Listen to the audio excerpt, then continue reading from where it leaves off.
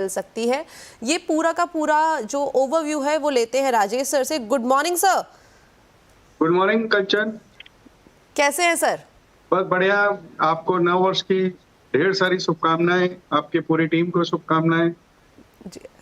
Happy new year आपको, आपकी family को। और मैंने तो गलत बोला सर, आप भी मेरे फ्लो पे बोलते गए। गुड मॉर्निंग नहीं, गुड आफ्टरनून सर। मेरा मानना है कि पहली बार जब मिलो तभी मॉर्निंग हो जाती है। हाँ ये भी है, हाँ ये भी है। ठीक है, अपनी गलती को हम इस तरीके से भी रैप अप कर सकते हैं। ठीक है सर, मार्केट का मूड माहौल कैसा लग रहा है? देखिए कंचन जी, मार्केट पे आऊं उससे पहले मैं 10 सेकंड लेना चाहूंगा। नववर्ष का पहला दिन है और इस जी वजह से 2 लाइन कहना चाहूंगा जी दर्शकों के सर। लिए, आप सबके लिए। फिर से आई नववर्ष की सुबह, करने बैठा हूँ बीते वर्षों का हिसाब। यादों के गुलदस्ते से महक रहे कुछ रंग बिरंगे बीते लम्हे। कुछ बातें सुनी अनसुनी, कुछ किस्से कहे अनकहे। साल बीता भाग दौड़ में, खोया है क्या पाने की होड़ में। ये पूरा साल उतार चढ़ाव भरा रहा, बहुत उतार चढ़ाव बढ़ा रहा, लेकिन हमेशा हमें आगे की ओर देखना चाहिए, पीछे की ओर नहीं। लोग नए साल में आप लोगों से बहुत कुछ नया मांगेंगे, लेकिन मुझे वही पुराना आप लोगों का साथ चाहिए। और उम्मीद करता हूं कि अब की बार 27,000 देखेंगे अपने लोग निफ्टी में। इसी के साथ ही मेरी ओर से, मेरी कंपनी की ओर से नए साल की हार्दिक शुभकामनाएं आपको, आपकी पूरी टीम को, हमारे दर्शकों को। आपका आने वाला साल पिछले साल से और बेहतर हो। जी, अब आते हैं जो बाजार पे। आपने ये लाइंस, एक मिनट मैं भी लेना चाहूंगी। जो आपने लाइंस लिखी है काफी ज्यादा अच्छी है सर। खुद लिखी है या आपने कॉपी पेस्ट किया है? अब इसको ऐसा कह सकता हूँ, मॉडिफिकेशन किया है बहुत सारी चीजों को, पूरी तरीके जो से भी है, लेकिन नहीं। काफी अच्छी है, काफी इंस्पायरिंग है। और हाँ, होप हम भी करते हैं कि 27,000 के लेवल्स हमें जल्द से जल्द मार्केट के अंदर देखने को मिले। जी सर, मार्केट के ऊपर क्या राय है? देखिए मार्केट पे ऐसा है कि मार्केट पे हम हमेशा बुलिश रहे हैं। हमारे दर्शक जानते हैं कि मैंने हमेशा बुलिश कॉल दी है। इवन कोविड टाइम्स में जब लोग अपना होप्स छोड़ चुके थे, उस समय भी हमने बुलिश कॉल दी। और हम अभी भी ये समझते हैं कि हमारा भारतीय बाजार अभी भी बहुत स्ट्रांग फुटिंग पे है। रोजमर्रा की उतार चढ़ाव को तो कहना मुहाल है कि क्या होगा, लेकिन अगर कोई लंबी अवधि के लिए निवेश करता है तो, और अच्छे स्टॉक्स में निवेश करता है, तो मुझे बिल्कुल होप्स है कि अच्छे डिसेंट रिटर्न पे बैठा होगा। शॉर्ट टर्म की बात की जाए तो कई दिक्कतें हैं सामने में। यूएस बॉन्ड यील्ड को लेकर के, डॉलर इंडेक्स को लेकर के, या रुपए के रोज तेजी से नीचे गिरने की वजह से, ये कुछ चीजें हैं जो बाजार को डरा रही हैं। इस वजह से एफआई की सेलिंग भी लगातार चल रही है। लेकिन आने वाले दिनों में मुझे लगता है कि लोगों का जो ध्यान है, मार्केट का जो ध्यान है, वो इन चीजों से हट करके तीसरी तिमाही के नतीजे और बजट की ओर जाने लगेगा। वहां से बाजार में थोड़ी स्टेबिलिटी आएगी। और जैसे मैंने कहा, मैं दोबारा दोहराना चाहूंगा, हमेशा लॉन्ग टर्म की सोचें। कम से कम 12 महीने 18 महीने के हॉराइजन के साथ अच्छे स्टॉक्स में निवेश करें और अच्छा रिटर्न आ सकता है। 2025 बहुत होपफुल। जी, तो लॉन्ग टर्म की अवधि के लिए मार्केट जो है वो इस टाइम पे काफ़ी अच्छा खासा पॉइज्ड है। बट हो सकता है कि शॉर्ट टर्म में जो हमें एक थोड़ा सा अनसर्टनिटी ब्रॉडर मार्केट में भी और हमारे इंडियन मार्केट में भी देखने को मिल रही है, उसका थोड़ा बहुत इम्पैक्ट बाजार के अंदर डेफिनेटली देखने को मिले। लेकिन जैसे कि हम बोलते हैं कि जो इंडिया की लॉन्ग टर्म ग्रोथ स्टोरी है वो अपनी जगह पे इंटैक्ट है। चलिए, अब आज की जो हमारी फीमेल इन्वेस्टर्स हैं उनसे मुलाकात करी जाए। नीतू जी हमारे साथ जुड़ी है, स्वाति जी हमारे साथ जुड़ी है और बबीता जी हमारे साथ जुड़ी है। आप तीनों को नए साल की हार्दिक शुभकामनाएं। तो चलिए शुरुआत करते हैं सबसे पहले स्वाति जी के साथ। Swati ji, good afternoon. तो न्यू ईयर पे क्या रेजोल्यूशन लिया और 2024 ऐसी कौन सी सीख देके गया जो आपको हमेशा याद रहेगी? 2024 में सबसे पहले तो सीखा कि बहुत पेशेंसली इन्वेस्ट करना है। जो आखिरी क्वार्टर जो गया उसने बहुत कुछ सिखाया है। जी, क्योंकि एक हमें बुल मार्केट भी देखने को मिला है, लेकिन हमें एक साइड पे बियर मार्केट भी देखने को मिला है। तो दोनों ही जो जायजे हैं वो हमने एक साल के अंदर ले लिए हैं। जी मैम, आपका सवाल क्या है? मैं कुछ कहना चाहती हूँ। जी जी। Happy New Year to the incredible anchors and viewers of CNBC Awaaz. May the bull charge ahead in 2025, bringing prosperity, growth, and countless opportunities. Thank you, Thank you, CNBC ma'am. Awaaz, for keeping us informed and inspired from last 20 years. Thank you so much. Thank you so much ma'am, that's means a lot really. तो आज का मेरा first है जोमेटो पर। मेरे पास 100 shares है at the rate of 270। Okay ये 304 तक गया था, बट मैंने प्रॉफिट बुक नहीं किया है। अब ये फिर से मेरे बाइंग रेंज में आ गया। अब मैं क्या करूं, मतलब इसमें ऐड करूं या फिर वेट करूं? ओके ठीक है, मैं एक बार प्राइस वापस से देख लेती हूँ। आपने 270 पे खरीदा है राइट? 270 पे खरीदा है, तो अभी करीबन 7 से 8 रुपए का पर शेयर यहाँ पे मुनाफा आता हुआ दिखाई दे रहा है। लेकिन आज थोड़ा सा यहाँ पे प्रेशर और ये पेन पे तो स्टॉक दिखाई दे रहा है। लेकिन कल अगर इसका डेटा देखा जाए तो काफ़ी सारे ऑर्डर्स हैं जो जोमेटो ने प्लेस किए हैं। Not only Zomato but Swiggy, Blinkit, Zepto, काफ़ी सारे ऑर्डर प्लेस हुए हैं। राजेश सर, क्या लॉन्ग टर्म की ट्रेजेक्ट्री है जोमेटो की? क्या करना चाहिए इस टाइम पे? Because on an average same भाव के आसपास ही खरीदारी की गई है। पहले तो इन तीनों महिला दर्शकों को नमस्कार। अब आते हैं जोमेटो पे। तो जोमेटो की अगर बात की जाए तो अगर आप पिछले 3-4 क्वार्टर्स में देखोगे तो अर्निंग्स में अच्छी खासी रिकवरी आई। हालांकि दूसरी तिमाही में हमने देखा कि कुछ ड्रॉप आता हुआ सिक्वेंशियली अगर आप देखो तो सारे सेगमेंट्स में हेल्थी ग्रोथ थी। ब्लिंकिट अच्छा चल रहा है, फूड डिलीवरी का मार्केट अच्छा चल रहा है, और अब मैनेजमेंट ये टारगेट कर रहा है कि 2000 से ऊपर ब्लिंकिट के नए स्टोर 2026 तक डार्क स्टोर जो है वो खोल लेगा। सारी चीजें अच्छी है, और जिस तरीका से ये पूरे फूड डिलीवरी या कोई कॉमर्स का सेगमेंट चल रहा है लॉन्ग टर्म बिल्कुल अच्छा है। लेकिन अगर मध्यम अवधि या शॉर्ट टर्म की बात की जाए तो इस वक्त अगर आप वैल्यूएशन देखेंगे तो 3 डिजिट की पीई में ट्रेड कर रहा है, जो कि हमें स्ट्रेच नजर आ रहे हैं। तो मैं यही कहूंगा कि छोटी अवधि और मध्यम अवधि का अगर आपका नजरिया हो, आप 2-4-6 महीने के लिए लिए हैं, तो एक बार आपको 280-285 के आसपास मुनाफा वसूल कर लेना चाहिए। लेकिन लॉन्ग टर्म ग्रोथ स्टोरी बिल्कुल बरकरार है। बढ़िया। तो जोमेटो की जो लॉन्ग टर्म ग्रोथ स्टोरी है वो कहीं ना कहीं इंटैक्ट है, और साथ में हमारा भी काफ़ी बड़ा कंट्रीब्यूशन है जो जोमेटो के शेयर चलते हैं। अगर ऑफिस से घर जाने में लेट हो जाए तो जोमेटो कर लीजिए, कभी बाहर का खाने का मन है तो जोमेटो कर लीजिए, जहाँ से भी एक अच्छा खासा सपोर्ट आता हुआ दिखाई दे रहा है। ठीक है, आगे बढ़ते हैं। और अब जो अगली हमारी महिला इन्वेस्टर है नीतू जी, जो हमारे चैनल में पहले भी ऑलरेडी आ चुकी है। Ma'am good afternoon and wish you a very happy new year.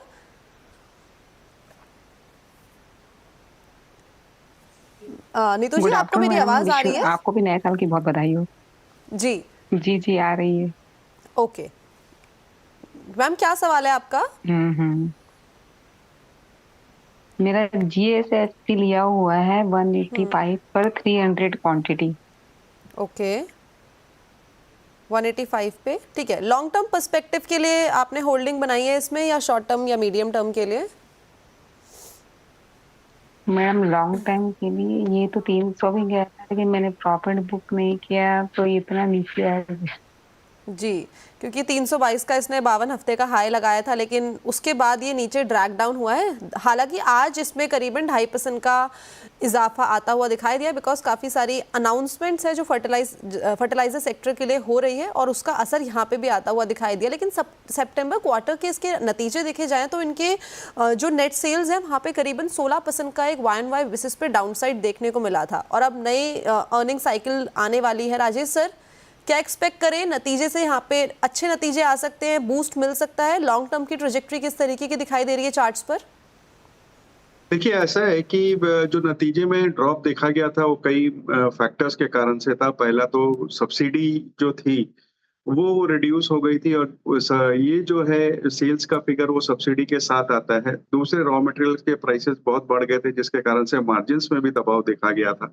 Management ने अब यह दर्शाया है कि सेकेंड हाफ में भी वो 10% के आसपास का मार्जिन मेंटेन करते चलेंगे। इसमें ट्रिगर ये है कि इनका कैपेक्स ऑन है, जो कि 15 मेगावाट का सोलर का, यूरिया का रिवैम्पिंग और सल्फ्यूरिक एसिड का एक प्रोजेक्ट लग रहा है। ये तीनों जब प्रोजेक्ट्स कंप्लीट हो जाएंगे, 1.5 साल में ऑन हो जाएंगे, तब एक अच्छा जंप देखने को मिलेगा। बॉटम लाइन अच्छी है, और इस वक्त अगर देखा जाए तो वैल्यूएशन बहुत कंफर्ट दे रहे हैं। आने वाले 1 साल में हमारा अनुमान है ये 250 तक जा सकता है। तो अगर आप साल भर तक रुक सकती हैं तो मैं कहूंगा बिल्कुल बनी रहें स्टॉक। बढ़िया। तो ये थी राय GSFC पर। ठीक है, तो साल भर के नज़रिए के लिए आप यहाँ पे होल्ड करके चल सकती हैं। हो सकता है कि जो लेवल्स का आप वेट कर रही हैं वो आपको अच्छे खासे यहाँ पे देखने को मिले, तो डेफिनेटली होल्ड की सलाह है GSFC पर। मूविंग फॉरवर्ड बबीता जी के साथ जुड़ा जाए। Babita ma'am, good afternoon. Good afternoon, happy new year. Happy new year, same to you, to your family as well. Ma'am एक बार अपना बैकग्राउंड आप मुझे बताइए, प्रोफेशनली आप क्या करती हैं स्टॉक मार्केट के अंदर, कितने टाइम से काफी टाइम से जुड़ी हुई हूँ।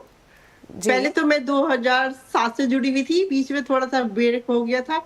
उसके बाद मैं अभी 2-3 साल से फिर दोबारा से जुड़ी हुई हूँ। CNBC Okay. आवाज बिल्कुल मेरी फैमिली की तरह है, क्योंकि सुबह से लेके 3:30 बजे तक पता ही नहीं चलता कब टाइम निकल गया।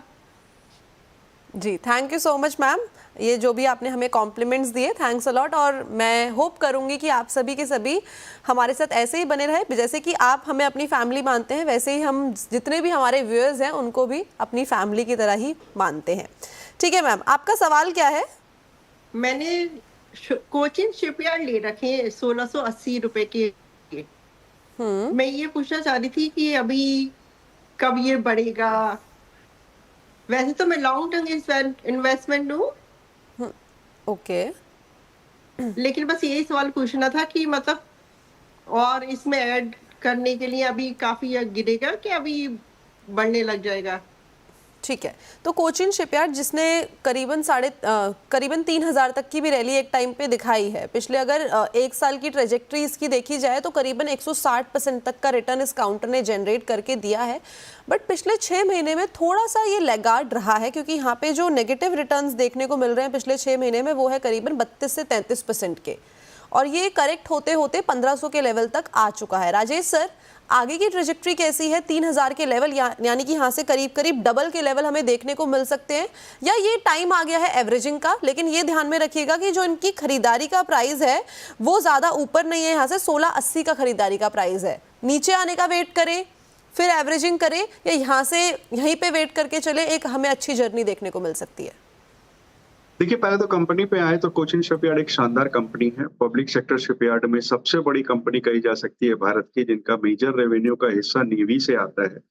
और दूसरी तिमाही के नतीजे देखेंगे तो रेवेन्यू 15% के आसपास का जंप आया था। ऑर्डर बैकलॉग 22,000 करोड़ के आसपास का था और ऑर्डर पाइपलाइन 7800 करोड़ की थी। अभी हाल ही में इन्हें पिछले 15 दिन के अंदर 2-3 बड़े ऑर्डर भी मिले हैं और 61% के आसपास, अगर मैं सही हूं तो वैल्यूएशन इन्होंने करेक्ट कर लिया अपने ऊपर के लेवल से। और इस वक्त जो वैल्यूएशन है बहुत कंफर्टेबल है, 30 की पी पे चल रहा है इस तरीके की बड़ी कंपनी, और जो डिफेंस में सरकार की फोकस है उसको देखते हुए। और नीचे जाएगा कि नहीं जाएगा, कई कारण होते हैं नीचे जाने के, कंपनी के अलावा बाजार के कारण भी होते हैं, लेकिन मैं ये समझता हूँ कि वैल्यूएशन इस वक्त बहुत कंफर्टेबल है। आप चाहें तो यहाँ ऐड कर सकती हैं, साल भर का नजरिया रखें। 3000 तक जाएगा कि नहीं जाएगा ये बोलना बहुत मुश्किल है, लेकिन 20-22% की अपसाइड यहाँ से बिल्कुल बनती है। बढ़िया। तो कोचिन शिपयार्ड फंडामेंटली भी एक अच्छा काउंटर है, और टेक्निकल चार्ट्स पे देखी जाए तो उसकी ट्रेजेक्ट्री भी इस टाइम पे पॉजिटिव नोट पे ही दिखाई दे रही है। 20 से 22% के रिटर्न मैम हमें आते हुए दिखाई दे सकते हैं। नॉट वेरी श्योर कि हाँ जो लेवल्स इसने एक टाइम पे दिखाए थे 2900 3000 के, वहाँ तक जाएगा, लेकिन हाँ डेफिनेटली 20 से 22% के रिटर्न एक्सपेक्टेड है मार्केट को। मूविंग फॉरवर्ड, स्वाति जी के पास वापस चला जाए। स्वाति मैम, अगला सवाल नेक्स्ट है SJVN पर। मेरे पास 100 शेयर से at the rate of 115। Okay, long term perspective के लिए रखा है ये भी? ये मैंने 6 मंथ टू 1 ईयर के लिए लेके रखा है, मैंने लास्ट मंथ ही लिया है। ओके, लास्ट मंथ ही लिया है आपने, और इसका प्राइस देखें तो 115 की खरीद है और इस टाइम पे 111 पे चल रहा है, यानी कि ऑन एन एवरेज सेम उस पे ही चल रहा है। और इसे अभी आज भी ये न्यूज़ में बना हुआ शेयर है, बिकॉज इसको बिहार गवर्नमेंट से करीबन 5,500 करोड़ का एक ऑर्डर भी हाथ लगते हुए दिखाई दिया है, जिसके बाद शेयर के अंदर करीबन 8% की मॉर्निंग के ट्रेडिंग सेशन में हमें तेज़ी देखने को मिली थी, लेकिन अब थोड़ा सा यहाँ पे प्रॉफिट बुकिंग आई है और ये 6.5% और 7% के प्रॉफिट पे ट्रेड कर रहा है करंटली। आगे क्या करना है राजेश सर, क्या राय बनती है SJVN के अंदर? देखिए, जैसा इन्होंने कहा कि ये साल भर तक रुक सकती है, मैं कहूंगा बना रहना चाहिए। कंपनी बहुत शानदार है, हाइड्रो इलेक्ट्रिक पावर बनाती है, और एक जो जेवी है केंद्र सरकार और हिमाचल प्रदेश के सरकार के बीच में। पिछले दिनों इन्हें राजस्थान से ऑर्डर मिला था, कल इन्हें बिहार से ऑर्डर मिला है। ऑर्डर इनफ्लोज अच्छे हैं, नंबर्स ठीक ठाक है। दिक्कत ये है कि नीचे से बहुत अच्छा चल चुका है, इसलिए हो सकता है कि थोड़ा कंसोलिडेट करे, लेकिन लॉन्ग टर्म में अच्छे रिटर्न देगा, बनी रहे। रहने की सलाह मिली है SJVN के अंदर। रिसेंट आज भी हमने मॉर्निंग में भी ये अपने स्टॉक्स एंड न्यूज़ में डिस्कस किया था कि एक MOU साइन हुआ है गवर्नमेंट के साथ फॉर द पंप के प्रोजेक्ट के लिए, स्टोरेज प्रोजेक्ट के लिए, काफ़ी सारे मेंटेनेंस प्रोजेक्ट के लिए। और इसका अगर आप ऑर्डर इनफ्लो देखें तो लगातार कंपनी को ऑर्डर मिलते ही जा रहे हैं, जो कि उनकी बुक वैल्यू के लिए काफ़ी अच्छा पॉजिटिव साबित हो सकता है। तो यहाँ पे भी बने रहने की सलाह मिली है। चलिए आगे बढ़ते हैं और अब चलते हैं नीतू मैम के पास अगेन। नीतू मैम, क्या है अगला सवाल? उत्कर्ष स्मॉल फाइनेंस बैंक। ओके, कहाँ पे खरीदारी की है मैम, किन लेवल्स पे?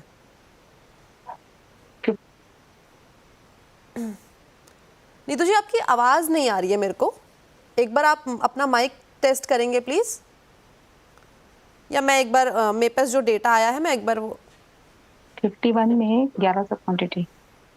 अच्छा, 51 में खरीदारी की गई है और 1100 क्वांटिटी है इस टाइम पे। अगर हम उत्कर्ष स्मॉल फाइनेंस बैंक देखें तो ये काफ़ी ज़्यादा करेक्ट होके 34 रुपये के भाव पे ट्रेड कर रहा है। हालांकि अकॉर्डिंग टू मी जो खरीदारी का लेवल है वो काफ़ी हायर लेवल पे की गई है 51 पे, और इसका 68 का ऑल टाइम हाई है, 52 हफ्ते का हाई है। उसके बाद लगातार 6 महीने से ये डाउनवर्ड ट्रेजेक्टरी पे ही चलता जा रहा है, यानी कि 33% के इसने नेगेटिव रिटर्न जनरेट करके दिए हैं। राजेश सर, आगे की ट्रेजेक्टरी हमें अपसाइड जाने को मिल सकती है या डाउन ट्रेंड ये कंटिन्यू रहेगा?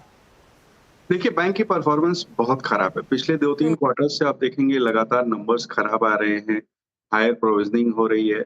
MFI जो पूरे सेक्टर में दिक्कत है, हमने कई बैंकों को देखा है जहां MFI का एक्सपोजर है वहां दिक्कत आते हुए। इनका भी MFI में एक बड़ा एक्सपोजर है, 715 करोड़ के आसपास की लोन बुक MFI में है, जो दिक्कत की बात है।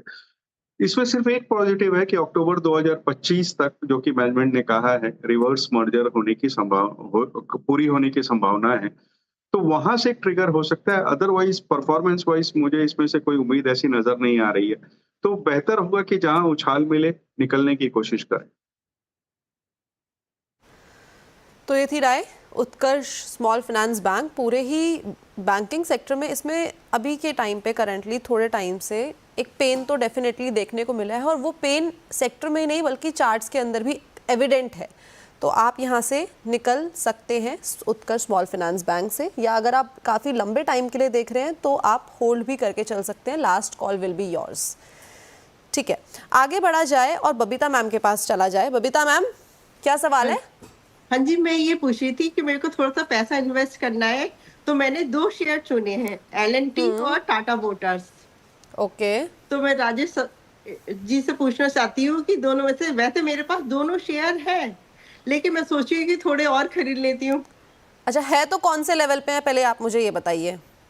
ये L&T तो मेरे पे 3000 के रेट का है, 3000 के रेट से, ठीक है। और टाटा पार 750 से, ठीक है। सबसे पहले लार्सन एंड ट्यूब्रो के साथ चलेंगे, जहाँ पे ठीक है एक डिसेंट रिटर्न आ गया। कब लिया था आपने लार्सन एंड ट्यूब्रो? 1.5 साल हो गया। अच्छा, 1.5 साल हो गया, ओके ठीक है। 1.5 साल अगर ईयर टू डेट का चार्ट देखा जाए तो 5% का रिटर्न इसने जनरेट करके दिया है। राजेश सर, क्या यहाँ पे एक्यूमुलेट कर लिया जाए? क्या हमें 4-4.5 तक के टारगेट नियर टर्म में देखने को मिल सकते हैं क्या? देखिए, ऐसा है कंचन जी कि दोनों कंपनी बड़ी शानदार है। दोनों हमने हमारे क्लाइंटों को रिकमेंड कर रखा है बाइंग के लिए। आपके साथ चैनल पे भी कई बार रिकमेंडेशन दी हुई है, एक एक करके आए। सही कहा आपने, 2024 लार्सन के लिए, लार्सन के शेयर होल्डर्स के लिए उतना अच्छा नहीं रहा, लेकिन अगर आप देखो तो 5.1 लाख करोड़ की ऑर्डर बुक है, जिसमें करीब करीब 40% इंटरनेशनल ऑर्डर्स है।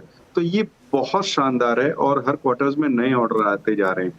और जो ग्रोथ है वो कंस्ट्रक्शन, माइनिंग, मशीनरी बिजनेस में करीब करीब 20% की ग्रोथ ये सोच रहे हैं। और आने वाले जो सनराइज सेक्टर्स हैं, जैसे कि green hydrogen, data centres, e commerce, वैसे में भी कंपनी जा रही है। सारे पायदान पे शानदार उतरती है। और अगर हमें ये उम्मीद है कि भारत की इकोनॉमी अच्छा करेगी या भारत का इंफ्रास्ट्रक्चर ग्रोथ अच्छा होगा, तो ये एक प्रॉक्सी प्ले है भारत के इंफ्रास्ट्रक्चर प्ले पे। तो बिल्कुल यहाँ खरीदारी की जा सकती है लॉन्ग टर्म के लिए। जहां तक टाटा पावर की बात है, उनकी अपनी क्षमता भी बहुत अच्छी है, रिन्यूएबल में भी बहुत अच्छा कामकाज कर रहे हैं। वैल्यूएशन अब करेक्शन के बाद ठीक ठाक हो गए हैं, यहाँ पे भी खरीदारी की जा सकती है। साल भर में दोनों में करीब करीब 14 से 15% की अपसाइड मैं मान के चलता हूँ। ठीक है, तो ये थी राय लार्सन एंड ट्यूब्रो और साथ ही साथ टाटा पार, दोनों ही अच्छी पेडिग्री के स्टॉक हैं वीमस से, और आने वाले टाइम पे हमें डिसेंट रिटर्न्स दोनों से देखने को मिल सकते हैं। तो आप यहाँ पे खरीदारी करके चल सकते हैं और आपके जो पोर्टफोलियो में है डेफिनेटली उस पे होल्ड करके चलिए। ठीक है, आगे बढ़ते हैं और स्वाति मैम के पास वापस चलते हैं। स्वाति मैम, अगला सवाल। मेरे पास ओरिएंट पेपर की 1000 शेयर है at the rate of 45। Okay, तो ये भी लॉन्ग टर्म का नजरिया? हाँ। ठीक है, कब लिए थे? इसको लेके मुझे दो महीने हो गए, 2 महीने के ऊपर हो गए। लेकिन ऊपरी स्तर पे ले लिया आपने? हाँ, तो ये मैंने ऊपर में खरीदी हो गई इसकी। हाँ, मतलब आपको कोई ये बताता है स्टॉक, या आप अपने आप रिसर्च करके आइडेंटिफाई करती हैं खुद स्टॉक्स? आइडेंटिफाई करती हूँ, सीएनबीसी देखती हूँ, सुबह 9 बजे से 3:30 बजे तक एक्सपर्ट्स आते हैं, वो लोग बताते हैं, इंसाइट्स बताते हैं, फिर उसमें से हम लोग चूज करते हैं कि किसको चूज मतलब किस में इन्वेस्ट करना है। अब कभी कभी हम लोग सही प्राइस पे ले लेते हैं, कभी कभी ऊपर में अटक जाते हैं। अच्छा, सुबह आप उठती कितने बजे? 8-9 बजे उठते हैं क्या? नहीं, मैं सुबह 6:30 उठती हूँ, मेरे 2 छोटे बेटे हैं, उनको स्कूल भेजती हूँ, फिर उसके बाद में सीएनबीसी चालू करती हूँ। अच्छा, मैं वही पूछ रही थी क्योंकि हम तो 7 बजे से ऑन एयर आ जाते हैं, तो मेरे को लगा आप लेट उठते होंगे शायद थोड़ा। नहीं, बच्चे हैं 2 छोटे। ओके, चलिए कोई बात नहीं, वो भी इम्पोर्टेंट है, वो ज़्यादा माँ की रिस्पॉन्सिबिलिटी काफ़ी इम्पोर्टेंट है बस से। ठीक है, back to orient paper. Rajesh sir, जो खरीदारी है ऊपरी स्तर पे कर ली गई है यहाँ करीबन 45 के लेवल पे, और 8 रुपये पर शेयर का यहाँ पे नुकसान होता हुआ दिखाई दे रहा है। 36 रुपये पे ट्रेड कर रहा है ये। आज तो फ्लैट है, खैर बिल्कुल आगे फ्लैट ही देखने को मिलेगा, ये नई छलांग लगाएगा? देखिए, कंपनी से कोई खास उम्मीद है नहीं, क्योंकि लगातार लॉस कर रही है कंपनी। बहुत छोटी कंपनी है, 780 करोड़ का मार्केट कैप है। सीके बिरला ग्रुप को बिलोंग करती है, राइटिंग एंड प्रिंटिंग पेपर और टिश्यू वगैरह बनाती है। एक स्टोरी इसमें लैंड की है जो गाय बगाए आती रहती है, वो जब मोनेटाइज होगा तो एक बड़ा ट्रिगर हो सकता है। अदरवाइज कंपनी के ऑपरेटिंग परफॉर्मेंस से ऐसी कोई उम्मीद है नहीं। मैं ये कहूंगा कि इससे बेहतर होगा कि आप स्विच कर लें किसी और पेपर कंपनी में, खास करके जहां अच्छी बढ़त की उम्मीद हो, जैसे कि वेस्ट कोस्ट पेपर है या जेके पेपर है। वहां आप 1-1.5 साल रखेंगे तो अच्छे अपसाइड मिल सकते हैं। यहाँ पे आपको उछाल में निकलने की सलाह रहेगी। ठीक है, तो कोई भी आपको एक अपसाइड मिलता है तो वहाँ से आप अपनी पोजीशन को काट सकते हैं, और जो अपना पैसा है इस ओरिएंट पेपर का वो दूसरे जो बाकी पेपर स्टॉक है वहाँ पे इन्फ्यूज कर सकते हैं। चलिए, काफ़ी सारे सवाल मैंने ले लिए हैं। थैंक यू सो मच आप चारों का मेरे साथ जुड़ने के लिए, सीएनबीसी आवाज़ के साथ जुड़ने के लिए। मेरी रिक्वेस्ट है, सुबह 7 बजे से टीवी खोल के बैठिए और 3:30-4 बजे तक जब तक मार्केट ओपन रहे हमारे साथ जुड़े रहिए। थैंक यू सो मच, और अगेन आपको, आपकी फैमिली को न्यू ईयर की हार्दिक शुभकामनाएं। Rajesh sir, special thanks to you, जितनी भी क्वेरीज थी उनको रिजॉल्व करने के लिए। Thank you.